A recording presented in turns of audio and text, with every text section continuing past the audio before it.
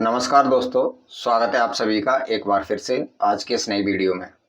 आज का ये वीडियो है हमारा, यह जो दिल्ली पुलिस पीवाईक्यू सीरीज जो हमने चलाई थी, इसका तीसरा वीडियो है भारतीय इतिहास का। इससे पहले हम static GK Delhi police PYQ series complete कर चुके हैं। उसमें लगभग हमने 350 प्रश्न सॉल्व किए थे। आज के इस वीडियो में हम बात करने वाले हैं दिल्ली पुलिस भारतीय इतिहास से 100 प्रश्न जो पूछे गए थे उनके बारे में। तो चलिए शुरू करते हैं एक एक से। पहला प्रश्न है आज का हमारा, कौन सा साम्राज्य 7वीं और 8वीं सदी में बहुत शक्तिशाली हो गया और कांचीपुरम में उसकी राजधानी थी? कौन सा साम्राज्य था जो 7वीं और 8वीं सदी में बहुत शक्तिशाली हो गया था, कांचीपुरम जिसकी राजधानी थी?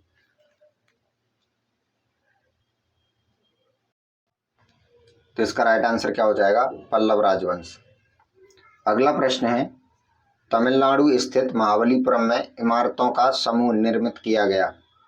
किन शासकों द्वारा महाबलीपुरम में इमारतों का समूह निर्मित किया गया था? तो इसका राइट आंसर क्या हो जाएगा आप सभी का? पल्लव राजवंश के द्वारा। अगला प्रश्न है, नालंदा विश्वविद्यालय खालिस्तान में बनाया गया था?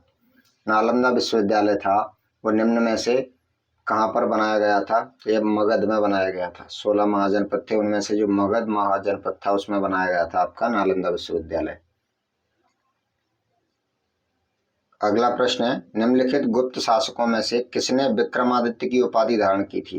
यह रिपीटेड क्वेश्चन है आपका दिल्ली पुलिस में। निम्नलिखित में से किस शासक ने विक्रमादित्य की उपाधि धारण की थी? तो इसका राइट आंसर क्या हो जाएगा? चंद्रगुप्त द्वितीय के द्वारा। चंद्रगुप्त द्वितीय विक्रमादित्य की उपाधि धारण करने वाले पहले गुप्त सम्राट थे। प्रयाग प्रशस्ति के लेखक हरिशरण निम्नलिखित गुप्त शासकों में से किस गुप्त सम्राट के दरबारी कवि थे? प्रयाग प्रशस्ति किसकी पुस्तक है? तो यह हरिशरण की पुस्तक है। यह जो कवि थे वह किस गुप्त सम्राट के दरबारी कवि थे? इसका राइट आंसर क्या हो जाएगा आपका? समुद्रगुप्त। समुद्रगुप्त के दरबारी कवि का नाम क्या था? हरिशरण। अगला प्रश्न है, गुप्तों के किस वर्ण से उत्पन्न माना जाता है? गुप्त शासक थे, उनको किस वर्ण से उत्पन्न माना जाता है? तो यह वैश्य वर्ण से उत्पन्न माने जाते हैं गुप्त शासक आपके। अगला प्रश्न है, निम्नलिखित गुप्त शासकों में से किसको भारत का नेपोलियन कहा जाता है? निम्नलिखित में से किस शासक को भारत का नेपोलियन कहा जाता है? तो यह समुद्रगुप्त को कहा जाता है भारत का नेपोलियन। अगला प्रश्न है, इलाहाबाद के स्तंभ पर हरिशरण द्वारा लिखित अभिलेख किस भाषा में है? इलाहाबाद के जो स्तंभ पर हरिशरण द्वारा लिखित जो अभिलेख हैं वह किस भाषा में है? तो वह संस्कृत भाषा में लिखित अभिलेख हैं। अगला प्रश्न है, महाराजाधिराज की उपाधि धारण करने वाला गुप्त वंश का पहला शासक कौन सा था? महाराजाधिराज की उपाधि धारण करने वाला, तो इसका राइट आंसर क्या हो जाएगा आपका? चंद्रगुप्त प्रथम। और चंद्रगुप्त द्वितीय ने कौन सी उपाधि धारण की थी? अभी आपको बताया था, विक्रमादित्य की उपाधि धारण करने वाला पहला शासक कौन था? चंद्रगुप्त द्वितीय। अगला प्रश्न है, गुप्त शासक समुद्रगुप्त को अपने सिक्कों पर निम्नलिखित में से कौन सा वाद्य यंत्र बजाते हुए दिखाया गया था? समुद्रगुप्त कौन सा वाद्य यंत्र बजाते थे? वीणा बजाते हुए इनको दिखाया गया था। अगला प्रश्न है, नागर शैली का दशावतार मंदिर किस स्थान पर है? नागर शैली का दशावतार जो मंदिर है वो किस स्थान पर है? तो यह आपका है देवगढ़ में। देवगढ़ कहाँ पर है आपका पूछ लिया जाए तो किस राज्य में है? उत्तर प्रदेश के अंतर्गत है देवगढ़। अगला प्रश्न है, नालंदा विश्वविद्यालय की स्थापना किसने की थी? नालंदा विश्वविद्यालय है उसकी स्थापना की थी आपके कुमारगुप्त ने। अगला प्रश्न है, गुप्त काल में कालिदास द्वारा लिखित राजा दुष्यंत की प्रेम कहानी पर आधारित नाटक निम्नलिखित में से कौन सा है? कालिदास जी द्वारा कौन सा नाटक लिखा गया था जिसमें राजा दुष्यंत और उसकी प्रेम कहानी पर आधारित है? तो इसका राइट आंसर क्या हो जाएगा आपका? अभिज्ञान शाकुंतलम। अभिज्ञान शाकुंतलम किस पर आधारित ग्रंथ है? तो यह राजा दुष्यंत की प्रेम कहानी पर आधारित ग्रंथ है। अगला प्रश्न है, चीनी यात्री फायान के शासनकाल के दौरान भारत दौरे पर आया था? चीनी यात्री फायान किसके शासनकाल में, यहाँ पर क्या होगा, किसके शासनकाल में भारत आया था? किसके शासनकाल के दौरान भारत आया था? तो इसका राइट आंसर क्या हो जाएगा आपका? चंद्रगुप्त द्वितीय के शासनकाल के अंतर्गत। अगला प्रश्न है, निम्नलिखित में से गलत जोड़ी का चयन कीजिए। चंद्रगुप्त आपके मौर्य वंश से है, बिंबिसार आपके गुप्त वंश से है, राजराजा चोल वंश से है, वहीं कनिष्क कुषाण वंश से है। इनमें से आपको बताना है गलत पेयर कौन सा है। चंद्रगुप्त मौर्य, यह सही है आपका, मौर्य वंश से ही थे चंद्रगुप्त मौर्य। अगला है बिंबिसार, यह किस वंश से थे? बिंबिसार आपको पता होना चाहिए, हर्यक वंश के राजा हुए थे बिंबिसार। किस वंश के? हर्यक वंश। तो इसका राइट आंसर क्या हो जाएगा आपका? हर्यक वंश। अगला प्रश्न है, पुलकेशन द्वितीय किसने हर्षवर्धन को हराया? पुलकेशन द्वितीय जिसने हर्षवर्धन को हराया वह किस राजवंश से संबंधित है? तो इसका राइट आंसर क्या हो जाएगा? चालुक्य। चालुक्य नरेश थे पुलकेशन द्वितीय। राजपूत वंश के चंदेल राजवंश ने भारत के प्रारंभिक मध्ययुगीन काल में 9वीं और 13वीं शताब्दी के बीच किस क्षेत्र पर शासन किया था? राजपूत वंश के चंदेल राजवंश ने, चंदेल राजवंश जो कि एक राजपूत राजवंश था, उसने 9वीं और 13वीं शताब्दी में किस क्षेत्र पर शासन किया था? तो बुंदेलखंड क्षेत्र पर इन्होंने शासन किया था। अगला प्रश्न है, 7वीं शताब्दी ईस्वी में कन्नौज के शासक हर्षवर्धन निम्नलिखित में से किस राजवंश के राजा थे? हर्षवर्धन जो थे वो किस राजवंश के राजा थे? तो ये पुष्यभूति वंश के शासक थे राजा हर्षवर्धन। अगला प्रश्न है, निम्नलिखित में से कौन से स्थान पर नियंत्रण पाने के लिए गुर्जर प्रतिहार, राष्ट्रकूट और पाल राजाओं के बीच प्रसिद्ध त्रिपक्षीय संघर्ष हुआ था? तो यह किस स्थान को पाने के लिए हुआ था? तो यह हुआ था आपका कन्नौज को पाने के लिए। कन्नौज को पाने के लिए त्रिपक्षीय संघर्ष हुआ था। इसमें आखिरकार विजय किसकी हुई थी यह आप सभी को कमेंट में बताना है। त्रिपक्षीय संघर्ष में अंतिम विजय किस राजवंश की हुई थी? अगला प्रश्न है, निम्नलिखित राजवंशों में से किसके शासनकाल के दौरान गोलकुंडा के किले का निर्माण करवाया गया था? गोलकुंडा जो किला है उसका निर्माण किस वंश के शासकों द्वारा करवाया गया था? तो इसका राइट आंसर क्या हो जाएगा? काकतीय राजवंश के द्वारा करवाया गया था। गोलकुंडा का निर्माण कहाँ पर करवाया गया था अगर आपसे पूछ लिया जाए तो? या गोलकुंडा का किला कहाँ पर है वर्तमान में? हैदराबाद, तेलंगाना में। तेलंगाना में आपका गोलकुंडा का किला। अगला प्रश्न है, हर्ष के शासनकाल के दौरान कन्नौज सभा निम्नलिखित संप्रदायों के सिद्धांतों का प्रचार करने के लिए आयोजित किया गया था। कन्नौज सभा का आयोजन किस संप्रदाय के सिद्धांतों का प्रचार करने के लिए आयोजित की गई थी? तो इसका राइट आंसर क्या हो जाएगा? महायान। महायान संप्रदाय के सिद्धांतों का प्रचार करने के लिए। अगला प्रश्न है, राष्ट्रकूट वंश का शाही प्रतीक क्या है? राष्ट्रकूट वंश का शाही प्रतीक क्या है? तो इसका राइट आंसर क्या होगा? Golden eagle. गोल्डन ईगल जो है राष्ट्रकूट वंश का शाही प्रतीक। निम्नलिखित में से कौन पाल साम्राज्य का संस्थापक था?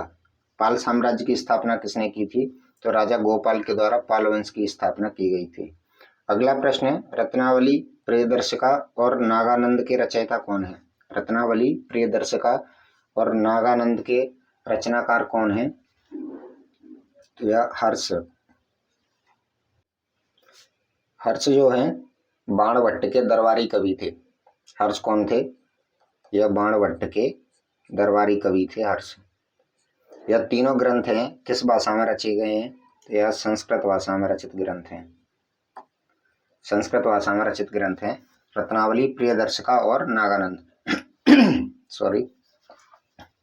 राष्ट्रकूट राजवंश का संस्थापक कौन था?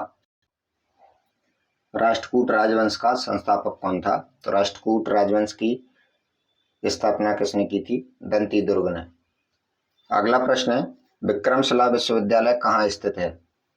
विक्रमशिला विश्वविद्यालय आपका बिहार के अंतर्गत स्थित है। अगला प्रश्न है, निम्नलिखित में से कौन सा साम्राज्य सबसे लंबी अवधि तक रहा था? सबसे लंबी अवधि तक राज करने वाला निम्नलिखित में से कौन सा राजवंश हुआ था? तो इसका राइट आंसर क्या होगा? पाल वंश। इन्होंने 8वीं से लेकर लगभग 11वीं सदी तक शासन किया था। 8वीं से लेके 11वीं सदी तक। अगला प्रश्न है, होयसल साम्राज्य की राजधानी कौन सी थी? होयसल साम्राज्य था, उसकी राजधानी कौन सी थी? द्वारसपुर, द्वार समुद्र इसकी राजधानी हुआ करती थी होयसल साम्राज्य की। अगला प्रश्न है, पुलकेशन द्वितीय किस राजवंश का सर्वाधिक प्रख्यात शासक हुआ था? पुलकेशन द्वितीय जो है किस राजवंश का सबसे प्रतापी राजा हुआ था? तो ये चालुक्य वंश का एक प्रतापी राजा हुए थे पुलकेशन द्वितीय। एलोरा के मंदिरों का निर्माण किसके द्वारा करवाया गया था? एलोरा के जो मंदिर थे उनका निर्माण किस राजवंश के शासकों द्वारा करवाया गया था? तो इनका निर्माण राष्ट्रकूट शासकों के द्वारा करवाया गया था एलोरा के मंदिरों का। संस्थापक अगर आपसे शासन पूछ लिया जाए तो इसका निर्माण किसने करवाया था? दंतीदुर्ग प्रथम ने।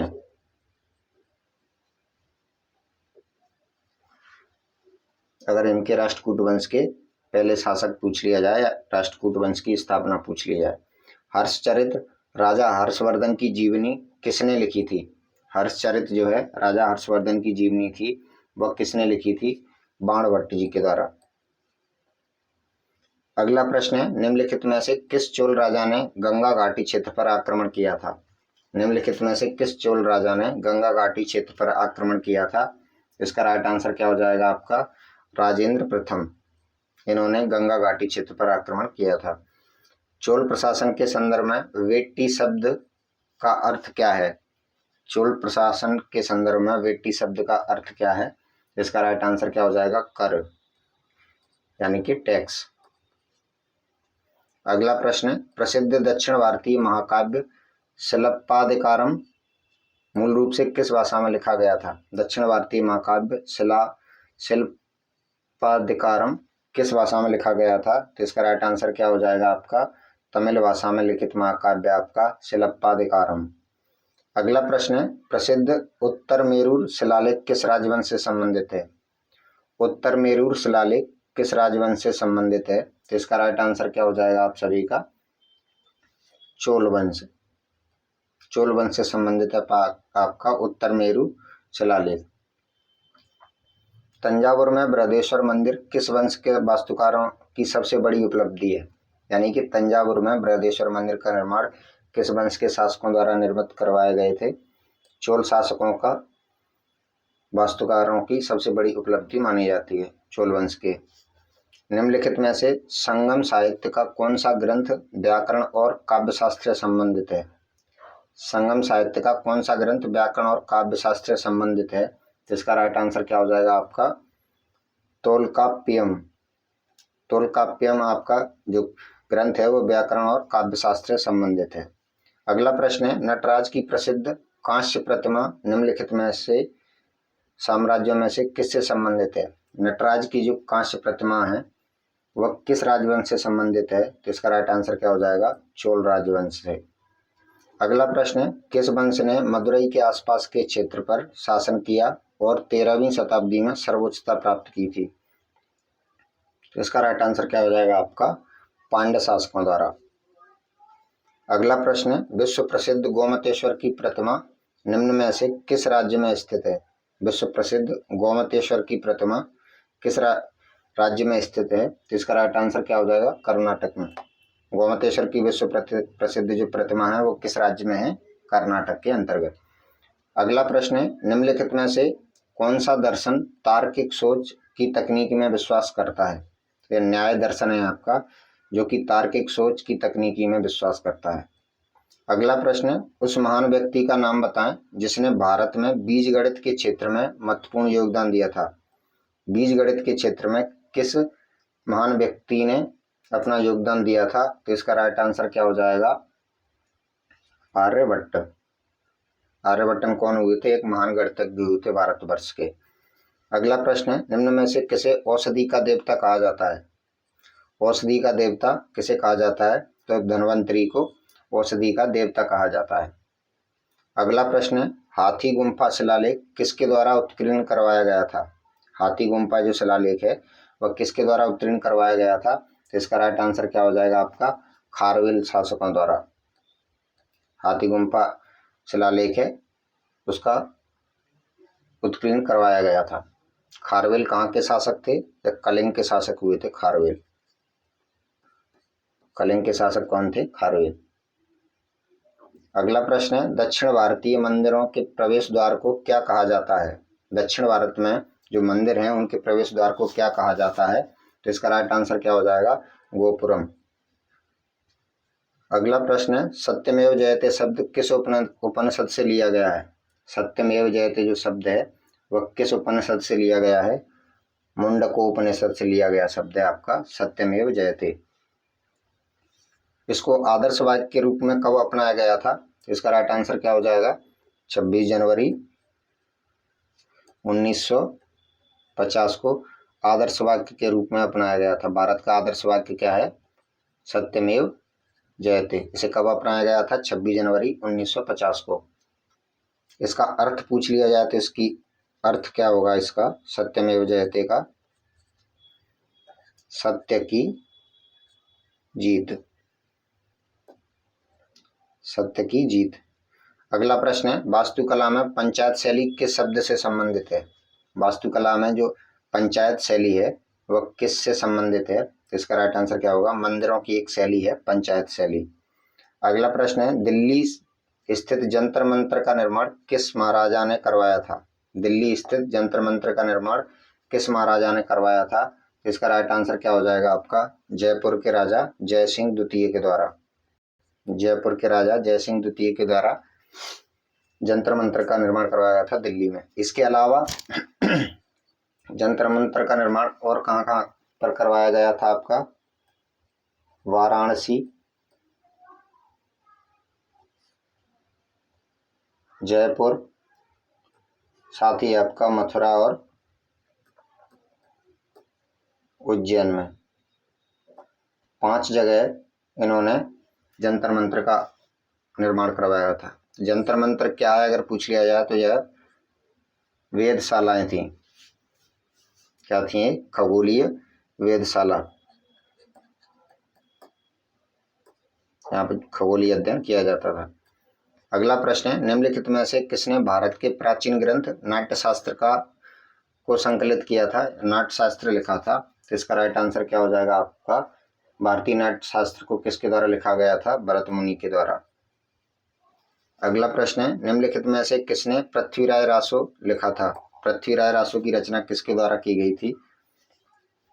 चंद्रवरदाई के द्वारा। अगर आपसे पूछ लिया जाए चंद्रवरदाई ने पृथ्वीराज रासो की रचना किस शासक के जीवन पर लिखी थी? तो राजा पृथ्वीराज चौहान के ऊपर लिखी हुई रचना है इनकी, पृथ्वीराज रासो, राजा पृथ्वीराज चौहान, पृथ्वीराज चौहान जी के ऊपर। अगला प्रश्न है, अबुल फजल द्वारा लिखा गया अकबरनामा कितनी पुस्तकों में विभाजित है? अबुल फजल द्वारा लिखा गया अकबरनामा कितनी पुस्तकों में विभाजित है? तो यह 3 पुस्तकों में विभाजित है। कितनी? 3 पुस्तकों में विभाजित है अकबरनामा। अगला प्रश्न है, 14वीं शताब्दी में मोरक्को का यात्री इब्न बतूता किसके शासनकाल में भारत आया था? इब्न बतूता भारत कब आया था? तो इसका राइट आंसर क्या हो जाएगा आपका? मोहम्मद बिन तुगलक के शासनकाल में, MBT के शासनकाल में आया था इब्न बतूता। अगला प्रश्न है, निम्नलिखित में से इतिहासकारों में से किसने अपना पहला इतिवृत्त 1356 में लिखा था? अपना पहला इतिवृत्त 1356 में किसके द्वारा लिखा गया था? तो इसका राइट आंसर क्या हो जाएगा? जियाउद्दीन बर्नी के द्वारा। अगला प्रश्न है, किताब उल रहला पुस्तक किसके द्वारा लिखी गई? किताब उल रहला पुस्तक है, इसका लेखक कौन है? तो इसका लेखक है आपका इब्न बतूता। किताब उल रहला इब्न बतूता की पुस्तक है। बाबर की आत्मकथा बाबरनामा किस भाषा में लिखी गई थी? बाबर की आत्मकथा बाबरनामा किस भाषा में लिखी गई थी? तुर्क भाषा में लिखी हुई पुस्तक है आपकी बाबरनामा। मध्यकाल में लिखे गए महाकाव्य पद्मावत के लेखक कौन है? मध्यकाल में लिखे गए महाकाव्य पद्मावत के लेखक कौन है? मलिक मोहम्मद जायसी की रचना है पद्मावत। अगला प्रश्न है, 1192 ईस्वी में तराइन के द्वितीय युद्ध में पृथ्वीराज चौहान को निम्नलिखित में से किसने पराजित किया था? तराइन के द्वितीय युद्ध में पृथ्वीराज चौहान को किसने पराजित किया था? तो इसका राइट आंसर क्या हो जाएगा? मोहम्मद गौरी ने। अगला प्रश्न है, खालिस्तान की जीत ने भारत में दिल्ली सल्तनत की आधारशिला रखी थी। खालिस्तान की जीत ने भारत में दिल्ली सल्तनत की आधारशिला रखी थी। तो इसका राइट आंसर क्या हो जाएगा? तुर्की। तुर्कों की जीत ने भारत में दिल्ली सल्तनत की आधारशिला रखी थी। अगला प्रश्न है, निम्नलिखित में से वह कौन तुर्की शासक था जिसने 1398 में लूट के इरादे से भारत पर आक्रमण किया था? तो इसका राइट आंसर क्या हो जाएगा? तैमूर लंग ने। तैमूर लंग तुर्की शासक था जिसने 1398 में लूट के इरादे से भारत पर आक्रमण किया था। अगला प्रश्न है, मोहम्मद गौरी की सेना पृथ्वीराज चौहान के बीच 2 बार युद्ध हुआ, जिसमें किस युद्ध की दूसरी लड़ाई 1192 में पृथ्वीराज चौहान हार गए थे, उनके राज्य पर कब्जा कर लिया गया था? तो इसका राइट आंसर क्या हो जाएगा आपका? तराइन के द्वितीय युद्ध में 1192 में तराइन का द्वितीय युद्ध हुआ था, उसमें पृथ्वीराज चौहान जी हार गए थे। अगला प्रश्न है, तैमूर ने दिल्ली पर किस वर्ष आक्रमण किया था? तैमूर लंग ने दिल्ली पर किस वर्ष आक्रमण किया था? तो इसका राइट आंसर क्या हो जाएगा? 1398 ईस्वी में। अगला प्रश्न है, निम्नलिखित में से किसने अपने हमलों में प्रसिद्ध सोमनाथ मंदिर के साथ अन्य मंदिरों को 17 बार लूटा और नष्ट किया था? तो इसका राइट आंसर क्या होगा? महमूद गजनी। महमूद गजनी ने 17 बार लूटा और नष्ट किया था सोमनाथ मंदिर के साथ साथ मंदिरों को, अन्य मंदिरों को भी। इनमें से किसके द्वारा दिल्ली सल्तनत में एकता प्रणाली को संस्थागत रूप से लागू किया गया था? किस शासक के द्वारा दिल्ली सल्तनत में एकता प्रणाली स्थापित की गई थी? तो इसका राइट आंसर क्या हो जाएगा आपका? इल्तुतमिश के द्वारा। एकता प्रणाली किसके द्वारा लागू की गई थी? इल्तुतमिश के द्वारा। किसके बीच की अवधि को दिल्ली सल्तनत की अवधि के रूप में जाना जाता है? किन किन वर्षों से, किस वर्ष से लेकर किस वर्ष तक की अवधि को दिल्ली सल्तनत की अवधि के रूप में माना जाता है? तो इसका राइट आंसर क्या हो जाएगा? 1206 से 1526 तक। अगला प्रश्न है, निम्नलिखित में से दिल्ली सल्तनत का सही क्रम क्या है? दिल्ली सल्तनत का सही क्रम क्या है? तो इसका राइट आंसर क्या हो जाएगा? सबसे पहले आपके दिल्ली सल्तनत पर किसने आक्रमण किया था? गुलाम वंश ने। ऑप्शन 3 ऑप्शन है जिनमें गुलाम वंश दिया है। तो उसके बाद खिलजी वंश। तो ऑप्शन बी आपका राइट आंसर हो जाएगा। गुलाम वंश, खिलजी वंश, तुगलक वंश, लोदी वंश। इससे पहले यहाँ पर आपका सैयद वंश भी आएगा। तुगलक के बाद सैयद वंश, उसके बाद फिर लोदी वंश। अगला प्रश्न है आपका, निम्नलिखित में से कौन गुलाम वंश का संस्थापक था जो पहले मोहम्मद गौरी का सेनापति हुआ करता था? गुलाम वंश का शासक किसे माना जाता है? कुतुबुद्दीन ऐबक को, जिन्होंने गुलाम वंश की स्थापना की थी। मोहम्मद गौरी का सेनापति हुआ करता था कुतुबुद्दीन ऐबक। अढ़ाई दिन का झोंपड़ा जो है खालिस्तान में स्थित एक सबसे पुरानी मस्जिद है। अढ़ाई दिन का झोंपड़ा कहाँ पर स्थित है? तो इसका राइट आंसर क्या हो जाएगा? अजमेर में। अढ़ाई दिन का झोंपड़ा अजमेर में स्थित एक सबसे पुरानी मस्जिद है। सल्तनत काल 1206 से 1526 ईस्वी के दौरान दिल्ली पर कितने राजवंशों ने शासन किया था? इसका राइट आंसर क्या हो जाएगा? 5 राजवंश थे जिन्होंने शासन किया था, जिसमें से सबसे पहले कौन सा होगा आपका? गुलाम वंश, खिलजी वंश, तुगलक वंश, उसके बाद सैयद वंश और लास्ट में हो जाएगा आपका लोदी वंश। इन 5 राजवंशों ने दिल्ली सल्तनत काल 1206 से लेकर 1526 तक अधिकार किया था। अगला प्रश्न है, रजिया निम्नलिखित में से किस वर्ष में दिल्ली की सुल्तान बनी थी? रजिया सुल्तान किस वर्ष में दिल्ली की सुल्तान बनी थी? तो इसका राइट आंसर क्या हो जाएगा? वर्ष 1236 के अंदर रजिया सुल्तान दिल्ली की शासक कब बनी थी? 1236 में। अगला प्रश्न है, दिल्ली सल्तनत की पहली महिला सुल्तान रजिया सुल्तान निम्नलिखित में से किसकी पुत्री थी? यानी कि रजिया सुल्तान के पिता का नाम क्या था? तो इसका राइट आंसर क्या होगा? शमसुद्दीन इल्तुतमिश की पुत्री थी रजिया सुल्तान। अगला प्रश्न है, निम्नलिखित में से कौन सा राज्य दिल्ली सल्तनत की अल्पकालिक राजधानी था? कौन सा राज्य था जो दिल्ली सल्तनत की अल्पकालिक राजधानी हुआ करता था? तो देवगिरी राज्य जो है दिल्ली सल्तनत की अल्पकालीन राजधानी हुआ करता था। अलाउद्दीन खिलजी के दक्षिणी सैन्य अभियान का नेता कौन था? अलाउद्दीन खिलजी ने जो दक्षिणी अपना सैन्य अभियान चालू किया था उसका नेता कौन था? मलिक काफूर।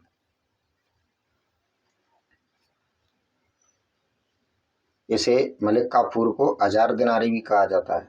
क्या कहा जाता है? हजार दिनारी। हजार दिनारी भी कहा जाता है आपके मलिक काफूर को। अगला प्रश्न है, दिल्ली के हौज खास क्षेत्र में चार मीनार किसने बनवाया था? सॉरी, चोर लिखा है क्या है? चार मीनार किसने बनवाई थी? दिल्ली के हौज खास क्षेत्र में चार मीनार का निर्माण किसके द्वारा करवाया गया था? अलाउद्दीन खिलजी के द्वारा। दिल्ली के हौज खास क्षेत्र में चार मीनार का निर्माण करवाया गया था। अगला प्रश्न है, निम्नलिखित में से किसका निर्माण तुगलक काल में नहीं हुआ था? तुगलक काल में किसका निर्माण नहीं हुआ था? तो इसका राइट आंसर क्या हो जाएगा आपका? खिड़की मस्जिद तुगलक काल में बनी थी। फिरोज शाह कोटला तुगलक काल में बना था। तुगलकाबाद भी तुगलक। जामा मस्जिद आपकी तुगलक काल में निर्मित नहीं है। इसका निर्माण कब हुआ था? इसका निर्माण हुआ था आपका मुगल काल में। जामा मस्जिद का निर्माण कब हुआ था आपका? मुगल काल में। इसका निर्माण किसने करवाया था अगर पूछ लिया जाए तो? शाहजहां ने।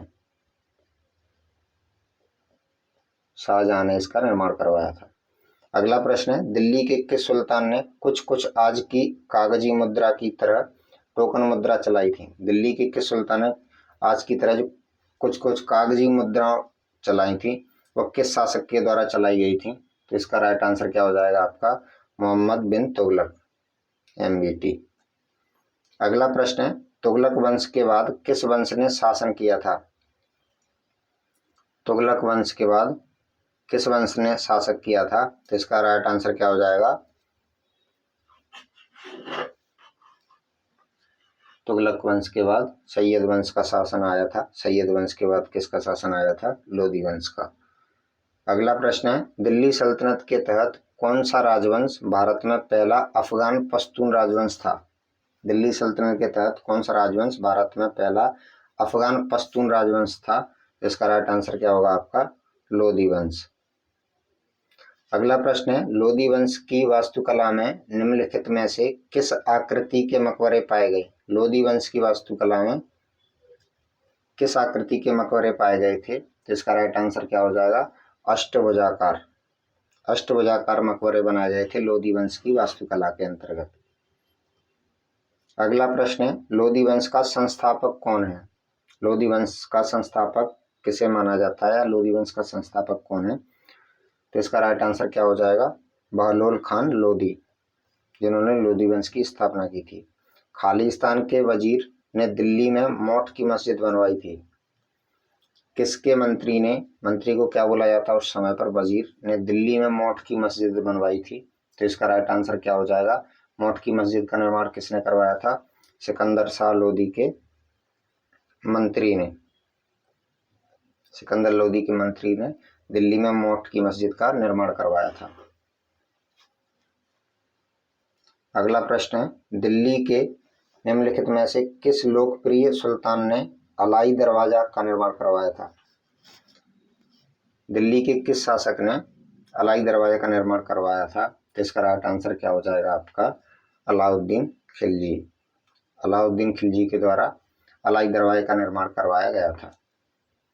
अगला प्रश्न है, खिलजी वंश का संस्थापक कौन है? तो इसका राइट आंसर क्या हो जाएगा? खिलजी वंश का संस्थापक जलालुद्दीन खिलजी।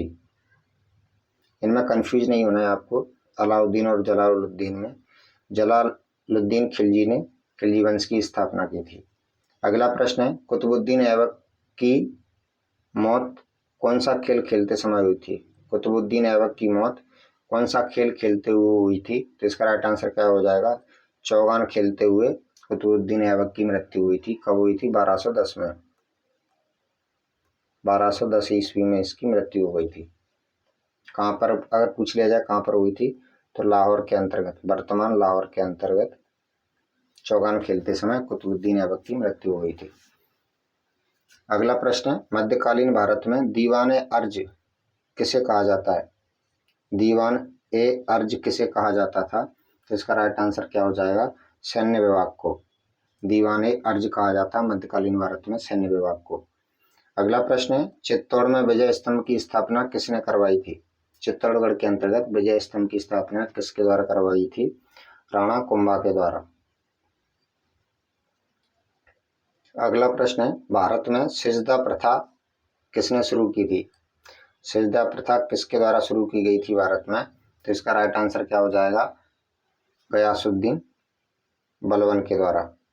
सिजदा जो प्रथा है उसकी शुरुआत किसके द्वारा की गई थी? गयासुद्दीन तुगलक के द्वारा, गयासुद्दीन बलबन के द्वारा। अगला प्रश्न है, 13वीं सदी में बख्तियार खिलजी ने बंगाल के किस राजा को पराजित किया था? 13वीं सदी में बख्तियार खिलजी ने बंगाल के किस राजा को पराजित किया था? राजा लक्ष्मण सेन को पराजित किया था, जो उस समय बंगाल के राजा हुआ करते थे। अगला प्रश्न है, फिरोज शाह तुगलक ने किस प्रसिद्ध शहर का निर्माण करवाया था? फिरोज शाह तुगलक हैं, उन्होंने किस प्रसिद्ध शहर का निर्माण करवाया गया था? हरियाणा का हिसार जो शहर है उसका निर्माण किसके द्वारा करवाया गया था? फिरोज शाह तुगलक के द्वारा। अगला प्रश्न, काकतीय राजवंश का अंत निम्न में से किसके द्वारा किया गया था? काकतीय राजवंश का अंत किस शासक के द्वारा किया गया था? तो इसका राइट आंसर क्या हो जाएगा? दिल्ली सल्तनत द्वारा। एक एक करके काकतीय राजवंश का पूरी तरह से अंत कर दिया गया था। अगला प्रश्न है, दिल्ली सल्तनत का सबसे अधिक विस्तार किसके शासनकाल में हुआ था? दिल्ली सल्तनत का सबसे अधिक विस्तार किसके शासनकाल में हुआ था? तो यह हुआ था आपके एमबीटी के शासनकाल में, मोहम्मद बिन तुगलक के शासनकाल में। सॉरी। फतूहात ए फिरोज शाही में किसकी प्रशासनिक उपलब्धियों का विवरण दिया गया है? फतूहात ए फिरोज शाही में किसकी प्रशासनिक उपलब्धियों का विवरण दिया गया है? तो इसका राइट आंसर क्या हो जाएगा? फिरोज शाह तुगलक की। फिरोज शाह तुगलक की प्रशासनिक उपलब्धियों का विवरण दिया गया है फतूहात ए फिरोज शाही में। अगला प्रश्न है, दिल्ली के प्रसिद्ध शहर सीरी का निर्माण किसने करवाया था? दिल्ली का एक प्रसिद्ध शहर था सीरी, इसका निर्माण किसने करवाया था? इसका राइट आंसर क्या हो जाएगा? अलाउद्दीन खिलजी। अलाउद्दीन खिलजी के द्वारा निर्माण करवाया गया था। अगला प्रश्न है, दिल्ली के निम्न सुल्तानों में से कौन अपनी बाजार नियंत्रण नीति के लिए जाना जाता है? यह बहुत अच्छा प्रश्न है। यह दिल्ली पुलिस 2017 में पूछा गया प्रश्न। जिन प्रश्नों पर डेट नहीं डली है वो प्रश्न 2017 में पूछे गए प्रश्न है, और कुछ प्रश्न ऐसे भी हैं जो काफी महत्वपूर्ण है, आने की संभावना जिनकी बढ़ जाती है दिल्ली पुलिस में। तो जो डेट नहीं डली है वह फालतू के प्रश्न ना समझें, ये भी सारे अच्छे प्रश्न हैं जो इस पीपीटी में लिए गए हैं। इसका राइट आंसर क्या हो जाएगा? अलाउद्दीन खिलजी। बाजार नियंत्रण नीति के लिए कौन जाना जाता है आपका? अलाउद्दीन खिलजी की बाजार नियंत्रण नीति बहुत अच्छी मानी जाती है। अगला प्रश्न है, निम्नलिखित में से कौन खिलजी वंश का प्रथम शासक था? खिलजी वंश का प्रथम शासक कौन था? तो इसका राइट आंसर क्या हो जाएगा? जलालुद्दीन फिरोज खिलजी। जलालुद्दीन फिरोज खिलजी। दिल्ली के किस सुल्तान ने टका और जीतल सिक्कों को प्रचलित किया गया था? टका और जीतल जो मुद्राएं थी किस सुल्तान ने जारी की थी? तो इसका राइट आंसर क्या हो जाएगा? इल्तुतमिश के द्वारा। इल्तुतमिश ने कौन कौन सी मुद्राएं चलाई थी? टका और जीतल। इसमें एक प्रश्न और भी बनता है इल्तुतमिश का, तुर्क ए चालीसा, तुर्कान ए चैलगामे, इसका अन्य नाम है, इसे क्या बोलते हैं? तुर्क चालीसा। तुर्क चालीसा। इसका गठन किसके द्वारा किया गया था? तो यह किया गया था आपका इल्तुतमिश के द्वारा। तुर्क चालीसा का गठन भी इल्तुतमिश के द्वारा ही करवाया गया था। अगला प्रश्न है, तुगलकाबाद शहर की स्थापना किसने की थी? तुगलकाबाद जो शहर है उसकी स्थापना किसने की थी? तो गयासुद्दीन तुगलक के द्वारा स्थापित किया गया था आपका तुगलकाबाद शहर। अगला प्रश्न है, सुल्तान मोहम्मद बिन तुगलक ने अपनी राजधानी को दिल्ली से किस जगह स्थानांतरित करने का फैसला लिया था? मोहम्मद बिन तुगलक ने अपनी राजधानी को दिल्ली से कहां पर स्थानांतरित किया गया था? देवगिरी स्थानांतरित करने का फैसला लिया गया था मोहम्मद बिन तुगलक ने। अगला प्रश्न है, बीदर का किला भारत के किस राज्य में स्थित है? बीदर का जो किला है वह किस राज्य में स्थित है? तो इसका राइट आंसर क्या हो जाएगा? कर्नाटक में। बीदर का किला किस राज्य में स्थित है? कर्नाटक के अंतर्गत स्थित है बीदर का किला, जो कि बीदर शहर में ही है। अहमदनगर के निजाम शाही राजवंश की स्थापना 1490 में खालिस्तान ने की थी। अहमदनगर के निजाम शाही राजवंश की स्थापना 1490 में किसने की थी? तो इसका राइट आंसर क्या हो जाएगा? मलिक अहमद निजाम उल मुल्क बहारी के द्वारा। अगला प्रश्न है, दक्षिण भारत में बहमनी साम्राज्य की स्थापना के समय निम्नलिखित में से दिल्ली सल्तनत का सुल्तान कौन था? दक्षिण भारत में बहमनी साम्राज्य की स्थापना हुई थी, उस समय दिल्ली सल्तनत का सुल्तान कौन था? तो इसका राइट आंसर क्या हो जाएगा आपका? मोहम्मद बिन तुगलक। दोस्तों, ये थे आज के 100 प्रश्न जो कि दिल्ली पुलिस प्रीवियस ईयर में पूछे जाने वाले सारे प्रश्न थे। PYQ प्रश्न थे सारे के सारे, जो कि पिछले एग्जाम में दिल्ली पुलिस के में पूछे जा चुके हैं।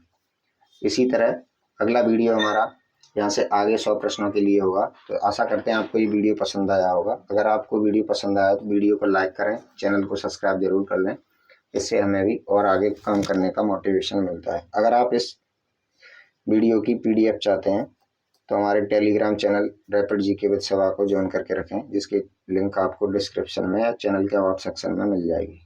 थैंक यू, धन्यवाद।